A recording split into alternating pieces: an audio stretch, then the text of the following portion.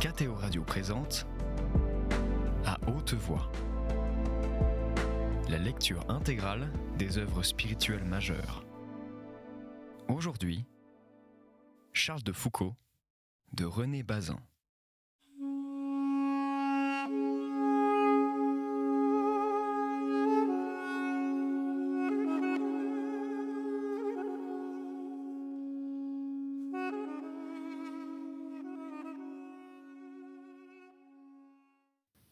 « 6. Je bâtis trop. Arrêtez. Ne pas augmenter mes bâtisses. 7. Les musulmans du Sahara reçoivent leur fausse religion uniquement par confiance en leurs ancêtres, en leurs marabouts, en ceux qui les entourent, uniquement par l'autorité de ceux-ci sur eux, et sans l'ombre d'un raisonnement ni d'un contrôle. Nous devons donc tâcher de gagner davantage leur confiance, d'acquérir plus d'autorité que ceux qui les entourent et les endoctrinent. Pour cela, il faut 3 choses. 1. Être très saint. 2. Beaucoup nous faire voir aux indigènes. 3. Beaucoup leur parler. La sainteté, qui est le principal, nous donnera tôt ou tard l'autorité, inspirera confiance. La vue fréquente fera que nous les retournerons à notre cause, et si nous sommes saints, ce sera une prédication muette et un affermissement croissant de notre autorité. 8. Faut-il, pour amener à Dieu les musulmans, chercher à se faire estimer d'eux en excellant dans certaines choses qu'ils estiment, par exemple en étant audacieux, bon cavalier, bon tireur, d'une libéralité un peu fastueuse, etc., ou bien en pratiquant l'évangile dans son abjection et sa pauvreté, trottant à pied et sans bagage, travaillant des mains comme Jésus à Nazareth, vivant pauvrement comme un petit ouvrier? Ce n'est pas des chambas que nous devons apprendre à vivre, mais de Jésus. Nous ne devons pas recevoir leurs leçons, mais leur en donner. Jésus nous a dit « Suivez-moi ». Saint Paul nous a dit « Soyez mes imitateurs comme je suis l'imitateur du Christ ». Jésus savait la meilleure manière de lui amener les âmes. Saint Paul fut son incomparable disciple. Avons-nous espoir de faire mieux qu'eux? Les musulmans ne s'y trompent pas.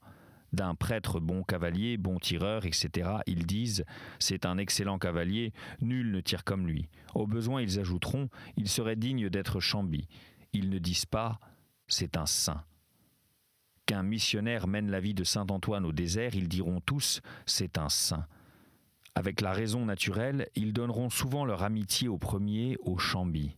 S'ils donnent leur confiance pour ce qui regarde l'âme, ils ne la donneront qu'au second. La question qui fut ainsi traitée entre le père Guérin et le père de Foucault est de grande importance. Elle est en outre, pour la France et pour d'autres nations, la première des questions coloniales. Je dois donc m'y arrêter un peu et dire d'abord qu'on ne la connaît guère et que d'habitude on la résout légèrement. Dans les salons, dans les réunions d'hommes, si l'on s'entretient d'une meilleure administration de nos possessions d'Afrique, on est certain d'entendre exprimer cette opinion « les musulmans sont inconvertissables » ou comme on disait au début du XIXe siècle, ils sont inassociables, immiscibles. Elle est devenue une maxime. Sans doute, elle chagrine, elle froisse plusieurs de ceux qui l'entendent, mais elle trouve parmi eux peu de contradicteurs. Hélas, le monde immense qu'elle condamne et dont elle désespère est loin de nos yeux. Nous ne voyons pas assez nettement l'injustice dont nous sommes ainsi complices en nous taisant. Ceux dont les intérêts purement terrestres orientent presque toujours l'effort ne mesurent pas le danger que le développement même de notre puissance coloniale nous fait courir, si nous ne savons pas nous concilier les esprits et les cœurs. Ou bien, malgré tant d'avertissements, ils s'imaginent, et c'est là une infirmité des intelligences dénommées pratiques, que la civilisation mécanique et économique a le pouvoir de changer le fond des âmes et de transformer en amis fidèles des peuples que leur religion excite à nous mépriser et à nous maudire, et qui apprennent, sous la tente ou dans la maison de terre, à répéter le proverbe « baise la main que tu ne peux couper ». Voyez cependant ce qu'il y a d'inhumain, de contraire à la charité dans cette opinion si répandue. Plusieurs centaines de millions d'hommes seraient donc dans l'impossibilité de connaître la vérité et de s'élever jusqu'à la civilisation véritable. Le musulman serait à perpétuité un être inférieur. Il y aurait ici-bas deux sortes d'âmes, des païennes, des bouddhistes, des juives, qui peuvent apercevoir la beauté transcendante de la religion chrétienne, se convertir et fraterniser avec le peuple du Christ, puis les âmes musulmanes, incapables de comprendre ou incapables de cette part de volonté qui entre dans toute conversion. Est-ce acceptable ? Une si grande injure peut-elle être faite aux hommes ? N'est-elle pas faite d'abord à Dieu ? N'est-ce pas nier son pouvoir, sa grâce, sa parole formelle, puisqu'il a commandé de prêcher l'Évangile à toute nation ? La raison et la révélation qui la dépasse et la contentent défendent de prononcer contre aucune race humaine, contre les sectateurs d'une fausse religion quelconque, un arrêt si cruel. Voilà pour l'objection de principe.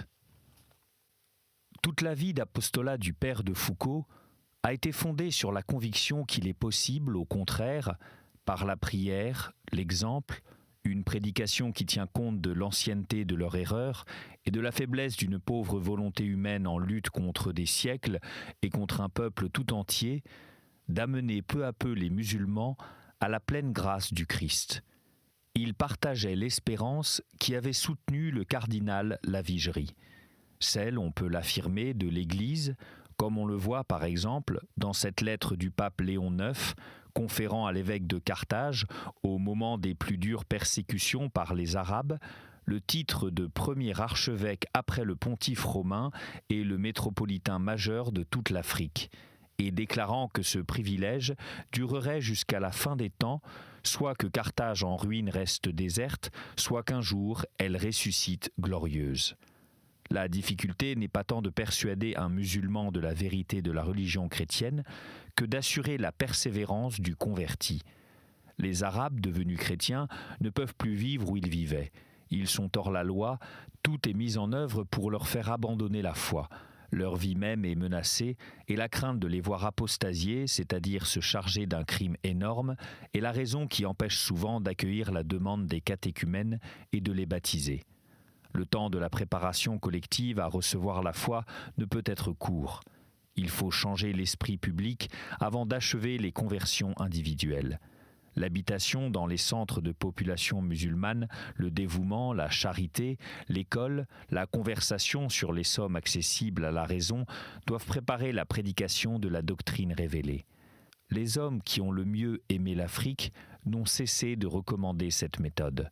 Ils n'ont pas prétendu que le musulman fût inconvertissable.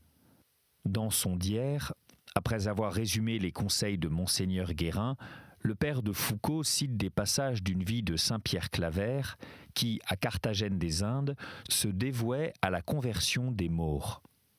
Le livre raconte que le saint, par sa charité, vainquit beaucoup de ces âmes rudes et hostiles.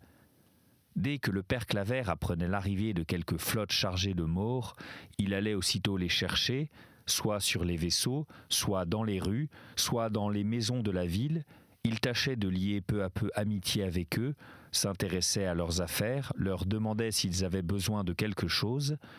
En même temps, il leur faisait entendre qu'il pouvait disposer de lui et qu'il était prêt à les secourir en tout ce qui dépendrait de ses soins. Enfin, il faisait si bien par sa persévérance et par ses services qu'il les gagnait insensiblement à Jésus-Christ. L'histoire des missions franciscaines, celle des Trinitaires, celle de Saint Vincent de Paul, captif des pirates barbaresques, offrirait sans aucun doute des exemples semblables.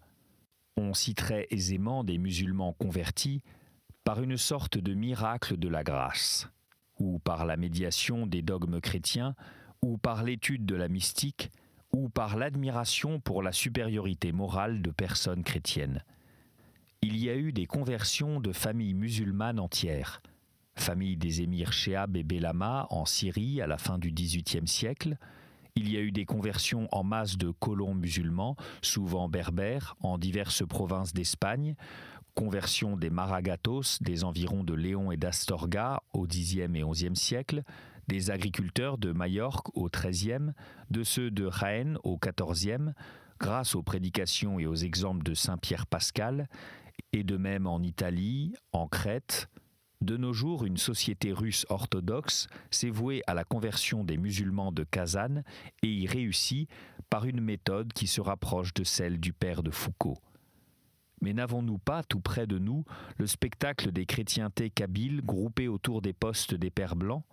Début, sans doute, mince chrétienté disséminée en 11 points, souvent éloignée de ce pays de montagne, composée chacune de 30, 40, 50 familles, mais preuve vivante qu'il est possible d'amener des musulmans au catholicisme. J'ai visité, en Haute-Kabylie, un de ces postes de missionnaires, celui des Beni Mengalet. J'ai assisté à la grande messe, au milieu d'une assemblée de 80 fidèles, les hommes et les petits garçons, une soixantaine, occupant la partie haute, les femmes et les petites filles, la partie basse de la chapelle. Je regardais ces jeunes cultivateurs berbères, blancs de visage, portant la moustache, solides, graves, attentifs, et je les trouvais assez pareils, sauf par le costume, à nos paysans de France. Après la messe, j'ai causé avec eux, car ils savent le français. Dans les yeux de la plupart, j'ai lu cette bienvenue, cette confiance préparée de loin, à quoi on ne se trompe pas. L'œuvre date d'une trentaine d'années. Là où ailleurs, elle n'a guère été favorisée par les autorités qui représentent la France en Algérie, elle a été contrariée souvent par la politique générale de notre pays. Pour des causes diverses, les gouverneurs généraux n'ont pas compris ou n'ont pas paru comprendre que la paix africaine sera la suite certaine et la récompense de la conversion de l'Afrique et que tous les autres moyens, la force et la faiblesse, la répression, la flatterie, l'abondance des richesses et des inventions ne rapprocheront pas de nous un peuple qui ne voit en nous que des païens et nous nomme de ce nom. Il faut qu'il aperçoive la plus grande supériorité, l'essentiel, la religieuse. C'est à des cœurs gagnés par la sainteté qu'il sera possible un jour d'expliquer la doctrine. On a vu que Saint-Pierre Claver n'avait pas agi autrement. Le fondateur des Pères Blancs, le cardinal Lavigerie, s'est expliqué là-dessus dans des documents connus datés du 24 septembre 1871, du 3 avril et du 6 juillet 1873, du 15 décembre 1880. Il n'avait aucune illusion sur la durée de cette période première, toute de sacrifice, où les meilleurs ouvriers périraient et seraient remplacés par d'autres qui mourraient à leur tour, sans que les seconds, plus que les premiers, eussent goûté la joie qui vient chaque année aux ouvriers de la terre de voir jaunir les épis. Dans une conférence de retraite, il disait à ses missionnaires « Avant de commencer parmi eux, les musulmans, la prédication de l'Évangile, il faut préparer la conversion en masse. Cette préparation durera peut-être un siècle. Je suis évêque, j'ai une crosse et une mitre. Eh bien, j'aurais beau mettre ma mitre au bout de ma crosse et élever le bras aussi haut que possible, je disparaîtrai avec vous dans les fondations de la nouvelle Église d'Afrique. » Qu'on remonte à l'Évangile. Le Sauveur n'a pas usé d'une autre méthode. Lui aussi, il s'adressait à une race difficile et bien éloignée de reconnaître le Messie, dans l'homme qui allait être et qui était déjà l'homme de douleur. Il ne commence point par exposer le dogme. Il ne découvre sa divinité que par degrés. Ayant un si magnifique message à transmettre, il ne le fait pas sans délai.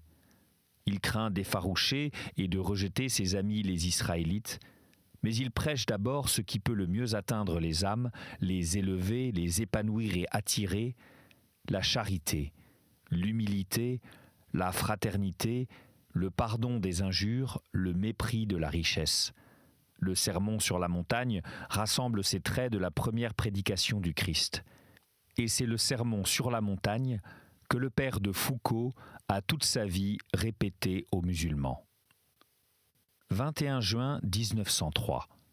J'ai reçu il y a quelques jours du commandant Lapérine d'Hautpoul, commandant supérieur des oasis sahariennes, une lettre contenant le passage suivant.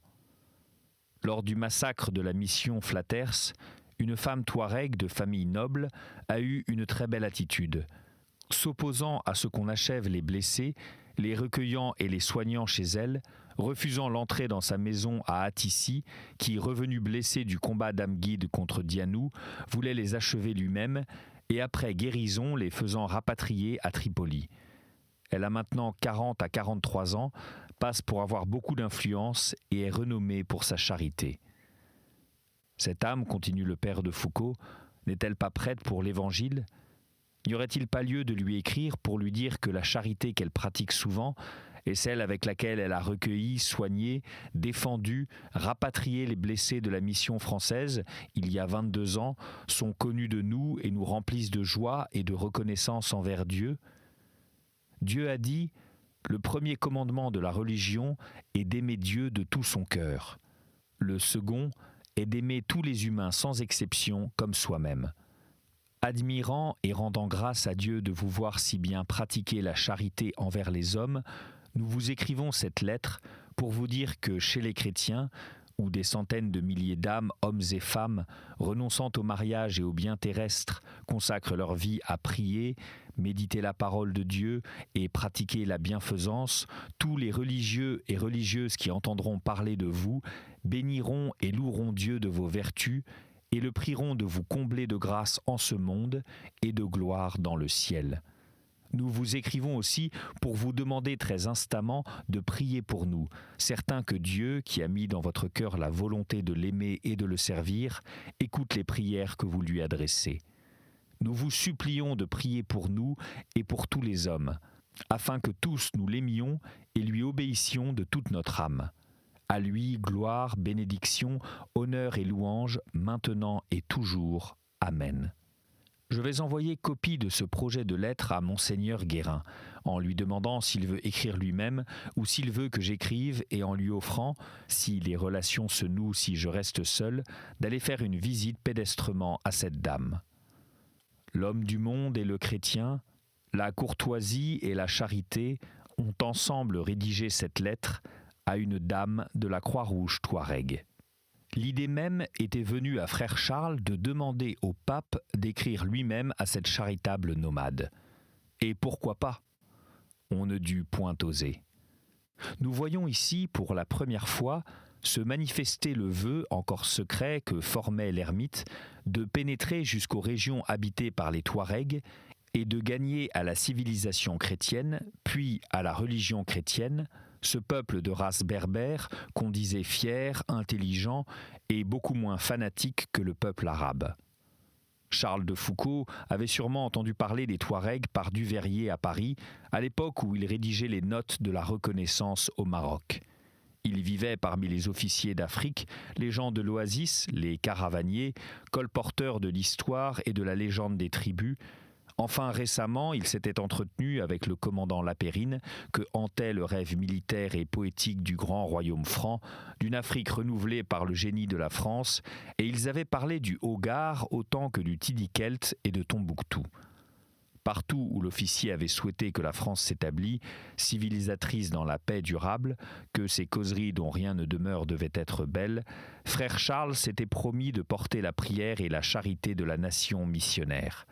Lapérine l'avait persuadé, le Dier en porte ce témoignage. Fête de Sainte Marie-Madeleine.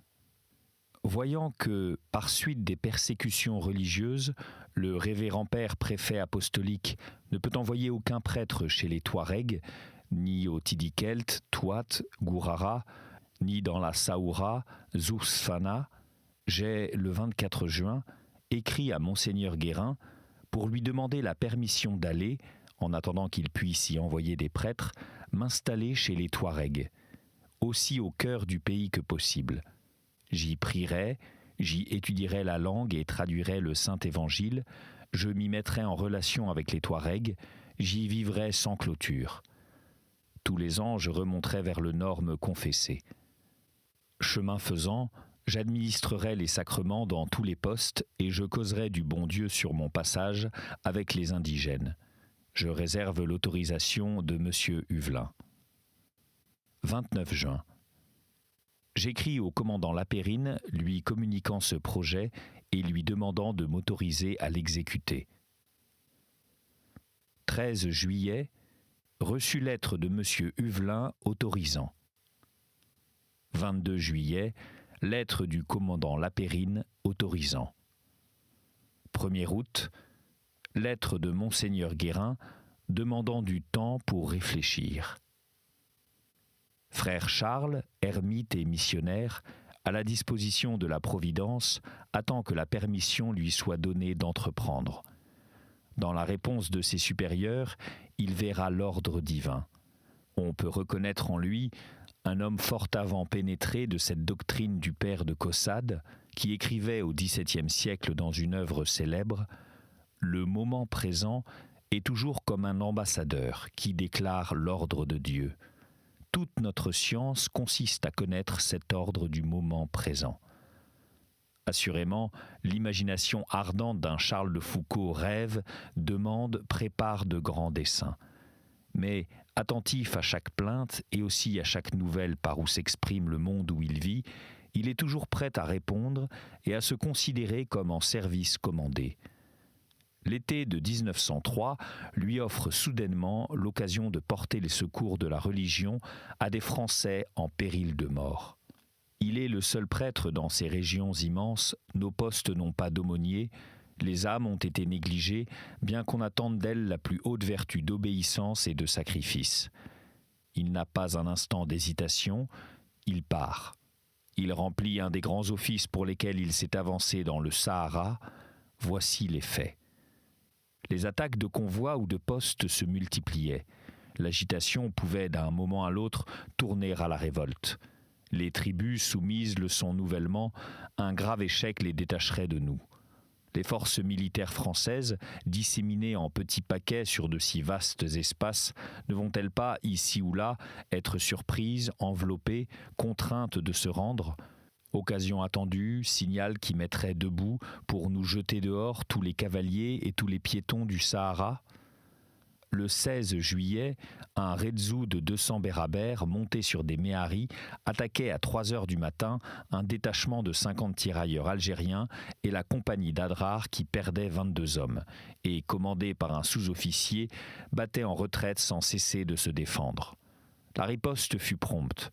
9 jours après, le capitaine Regnault, chef du bureau arabe de Beni Abbès, partit aussitôt la nouvelle reçue avec 45 hommes de son Magzen et 40 méharis de la compagnie de Timimoun, relevant les traces fraîches du Redzu dans les dunes de Tabel Bala, au sud-ouest de Beni Abbès, surprenait les Bérabères auprès du puits de Bou Keila, leur tuait 30 combattants et mettait les autres en fuite. Bientôt, les entreprises d'une plus grande importance allaient être tentées contre nous et contre les tribus ralliées. On le savait, les renseignements affluaient de toutes parts. On ignorait seulement quel serait le premier attaqué de nos postes de la Zousfana ou de la Saoura. Serait-ce Beni Ounif, Taguit, Beni Abbès ? Frère Charles est informé de ces rumeurs qui courent le désert. Le prêtre et l'ancien officier, tout lui-même s'émeut et demande à servir. Il devine, il calcule que le poste de Taguit est plus menacé que les autres. Une compagnie de tirailleurs, une compagnie du bataillon d'Afrique, une 60aine de cavaliers du Magzen, c'est une bien faible garnison. En outre, le poste est dominé de plusieurs côtés. Il y aura des morts et des blessés, il y aura du danger. Sûrement, le devoir est là. Frère Charles écrit le 12 août au capitaine de Susbiel, commandant le bureau arabe de Taguit, lui demandant « Pouvez-vous m'envoyer chercher ?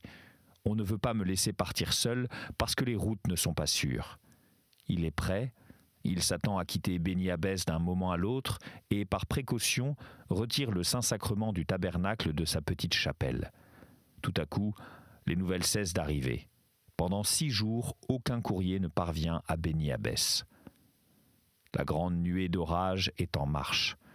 Une arca, une colonne d'expédition composée de 9000 personnes, hommes, femmes, enfants de toutes les fractions des Bérabères, de tous les districts de la région marocaine du Tafilet, va tomber sur la Zoufsfana. Elle est commandée par un de nos ennemis les plus décidés, Moulay Mostafa, shérif de Matrara. Elle compte près de 6000 combattants, dont 500 méharistes. La plupart sont armés de fusils, se chargeant par la culasse. 600 chameaux de batte portent les vivres. C'était À Haute Voix, une émission de KTO Radio. Aujourd'hui, Charles de Foucault, de René Bazin. Lecture, Fitzgerald Berton. Captation et réalisation, Aymeric Plouinec et Thibaut Dagalier. Une émission disponible en podcast sur ktoradio.com et sur l'application KTO Radio.